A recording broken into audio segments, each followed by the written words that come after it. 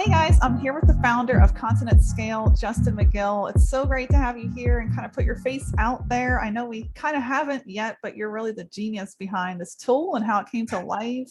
So your story is really important. So I'm excited to share that kind of with the world. So the first question, how did you come up with Content at Scale? How did you come up with the idea for it? Was it like a midnight light bulb moment or was it like a progression? Tell us about that. Yeah, so I started in 2008 as an entrepreneur and got into, the web development marketing agency type world, right? And I was doing content marketing and SEO from that point on. And even back then, I was trying to use spinners and all this, to try and get content, going in bulk, and that worked for a little bit, but obviously that's super low quality type stuff. And so, I've always kind of been playing with it and dabbling with it, but ultimately, right, built out a content team and had success with that and launched a software product in 2014. And from the very beginning, we started doing content marketing and SEO and everything. And so, the challenge was like over 6 years, we had like 300 blog posts published, right? Like one a week, super consistent.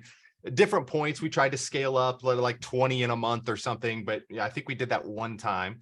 And then, it's just so hard to maintain that level, right? But I knew the more content we had, the better rankings we'd get. It's just, it was always a hard thing to scale. And so, fast forward several years and AI was progressing to a point where I felt like kind of what I was trying to do even back then in my agency days, I felt like just really incorporating AI and building out content was going to be, something that was possible at least. And so let's see, summer 2021, we started developing, initially just using GPT-3, like all the other AI writer type tools, realized that there were some shortcomings there if we wanted like deeper, better quality content. And so we incorporated a couple more models, did multiple layers on top with natural language processing and semantic analysis and whatnot. And it took us a while, right? I mean, we started in summer 2021. We launched the beta September 2022. So not something I would normally recommend someone, spend that long trying to build it out. But I figured if no one else bought it, like I would use it, right? So whether, for other ventures or whatever. So it was worth it to me just on a personal level. But obviously we launched it in September and it's been a full blast since then. Wow, that's amazing. Well, I think there's so many stories I've heard where it's like a sprint to just get something out. So I really appreciate the vision for let's make this the best it can be before we even release it, even though that had to be pretty hard on your finances a whole year of Yeah, we bootstrapped it. We had a team of 6. So yeah, it wasn't cheap to get it launched, but I wanted something where it at least got us to the 80-85% mark, right, in terms of like content quality. And we had tried to launch this actually in December of the year prior, so at the end of 2021, and we thought we were there. And I sold a bunch of done for you clients because it wasn't something I wanted to release to the public yet, but I did feel like we could power a content agency with it at that point. And yeah, needless to say, that did not work. It just was not ready. And so I closed a bunch of business and then realized like I've got to put them all on pause for like 3 months while we, try to manually almost work through all of the issues.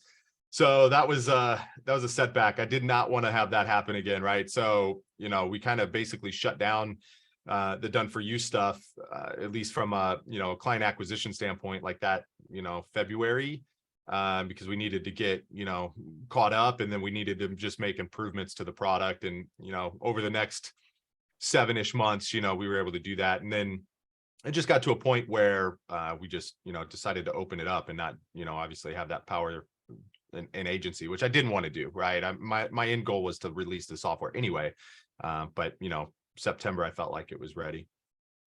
So a question for you on all the things you've learned and to get to this point, would you say that school has helped you? I wrote a book called Skip the Degree, so I love asking this question.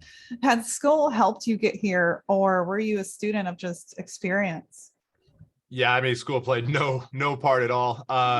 I dropped out. I mean, so I was initially going for computer science and then kind of switched that up to sports journalism. I'm a big Arizona Cardinals fan. I was like, oh man, if I could just cover the team, like how great would that be, right? But kind of learned pretty quickly that you actually start off in, some random high school games. And it's like, and then even if you do like cover a team like the Cardinals or something, you can't like cheer for them, right? In the press box and everything else. So I was like, yeah, okay, I don't want to do that. I went back to computer science and was messing around there. But ultimately I was like, what am I doing? Like, I don't even know yet what I'm going to end up doing. And I'm just like wasting my money at this point. So, yeah, I mean, I dropped out and then just got started. I was fortunate enough to where I ended up taking this job out of high school that was data entry. And, they put me in a typing test and I was like over 100 words a minute and they were like blown away. And so they were basically just offered the job on the spot. And I was like, I'm going to be here for the summer and then I'm going to figure something out. And then, I'm there for like 4+ years. But in that time, I moved into a management role and I was managing people, 3 times my age. And, that presented some interesting challenges, but, it gave me a lot of experience to, as far as like leadership anyway. And so, when I got started, there was like a smoother transition from that standpoint.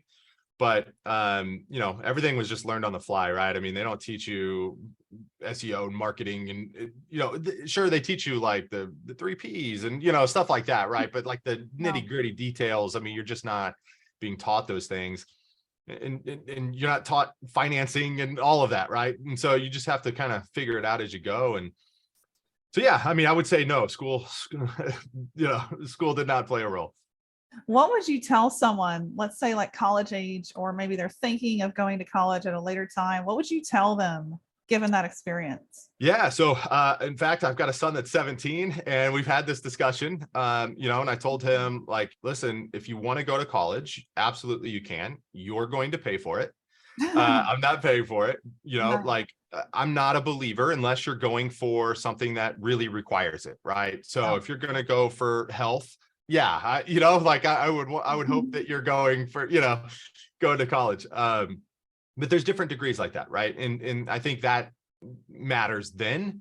But if you're not going down that path, like, I mean, I'm not a believer. I don't look at it at all on resumes. The thing I care about is the experience. And even if you don't have that, if you could demonstrate it in some way, right? So maybe it's a work around the resume submission process and you can show me in some other way, that you've got the skills and the chops for it. Awesome. Like that's what I'm looking for. Something that, somebody can come right in and contribute, right? Not have to kind of, spend 6 months learning and figuring it out, like, which is fine, like when you're a big company, right? But like when you're a startup and especially if you're going to be bootstrapped, like I'm staying, right? Like, I need people that can jump in and just get going, right? So, I like I said, I mean, I've told my son, like, again, if you're going to go that route, have fun, right? It's a cool experience and enjoy it, but like you're going to pay for it, so I like that. yeah. Yeah. So that's the conversation I've had.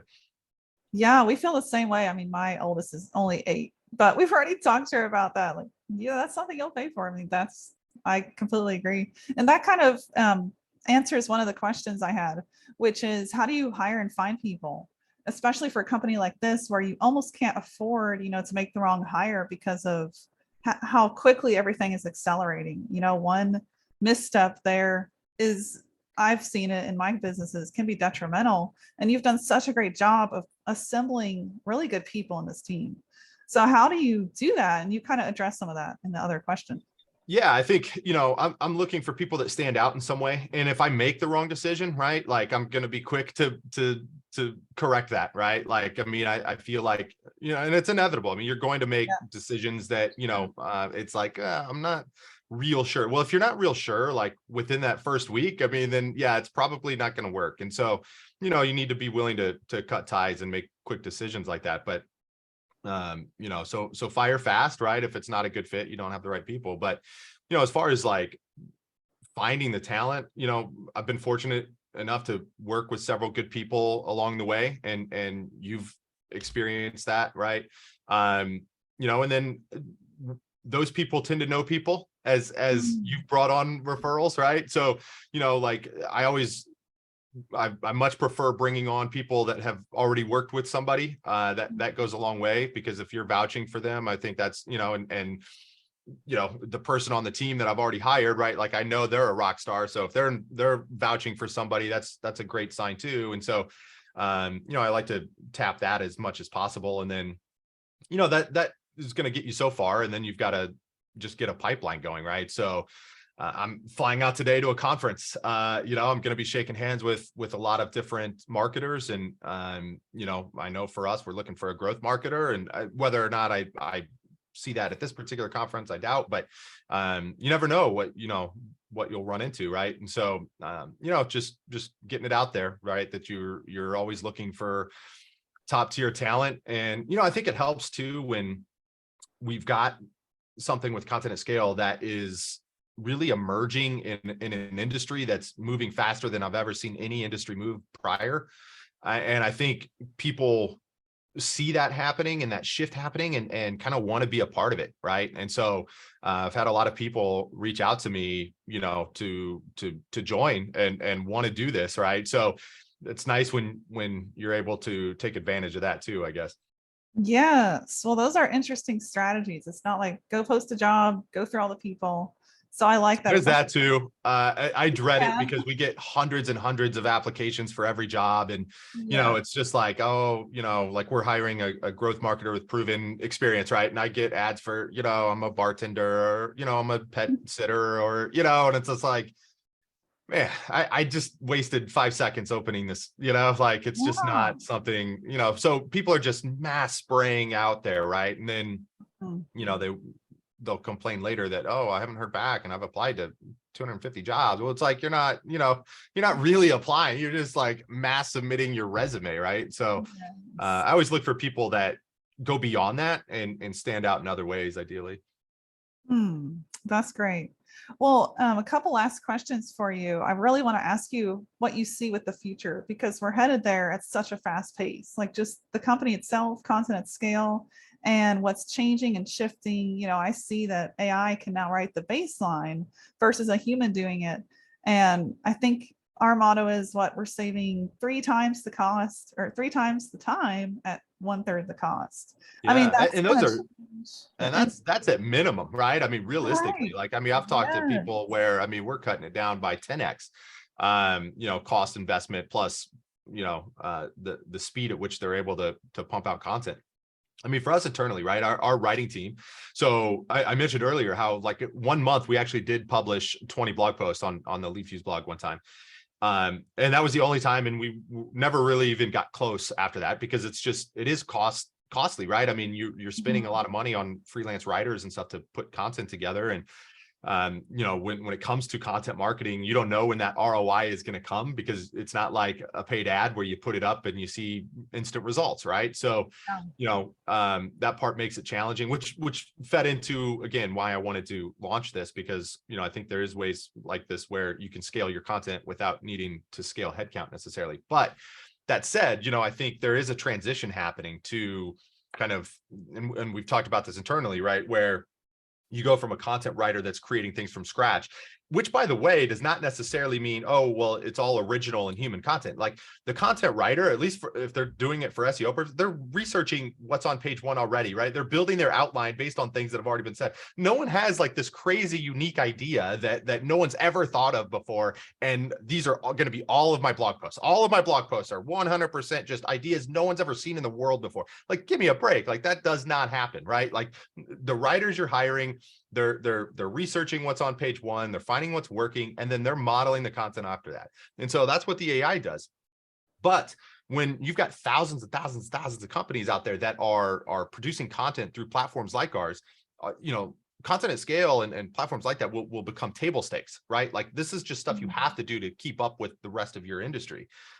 Where does it go from there is the real question. And that's where I think, the content writers that are pushing back against AI, they have to see what's coming. I mean, this is moving so fast. The people that are pushing back, I mean, I said this before, but it's like they sound like the people that like, I'm not putting my credit card information on a website. Like they'll steal my information, right? Like, I mean, now look at it, right? Like no one, I don't even go into stores to shop anymore. Like it's Oh, crazy.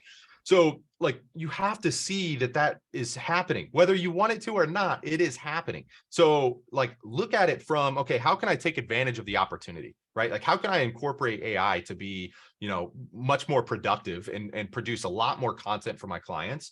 And so you shift from being that content creator to being this what we call it an AIO, right? An artificial intelligence optimization writer, right? And so mhm. you're an AIO writer now, and you're taking that base content that the AI is producing and you're optimizing that. You're making it unique, right? You're helping it stand out in different ways.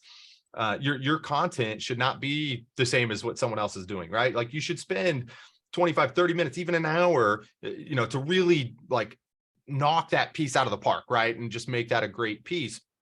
But like to do that normally, I mean, you're going to spend 6, 8+ hours on a piece of content like that, right? So, you just become so much more effective when you're using a tool like this and making that transition in like, if you're a writer, making that transition in your career path. If you don't, I mean, you are going to get left behind. There's just no two ways about it. I mean, this is moving so fast. Google's given up the fight against it, right? Like they've changed their whole tone from, if you've created Yeah. content through automated means, it's against our guidelines. Well, now it's through automated means without regard for user experience and helpfulness, right? So that little tweak, I mean, that changed everything. So it no longer matters how the content is being generated. Sure, like they're not going to give you the ranking benefit if they feel like it's this, AI content and the same as everyone else is producing, which, again, which is why I stayed focused on that being a differentiator for content at scale, right? Like we wanted to produce undetectable AI content. And as of now, we're the only ones that do that. But that was because I'm focused on SEO, right? Like I want the content to do well. And, I want our users to see that benefit. But, if you're taking that and then in addition to that, you're also adding, kind of a unique introduction or unique story or something that goes along with that piece of content, you can show your expertise. You're going to be well positioned for the future. Now, on top of that, obviously, I've got a lot of thoughts here on the future of this, but I'll also mention that I think link building becomes a big factor too. So when you've got hundreds and thousands of articles that are talking about the same content and the same topics, Google is going to have a hard time discerning which of those sites should get the rankings, right? And so they've got to look at things that are, determining the quality in other ways.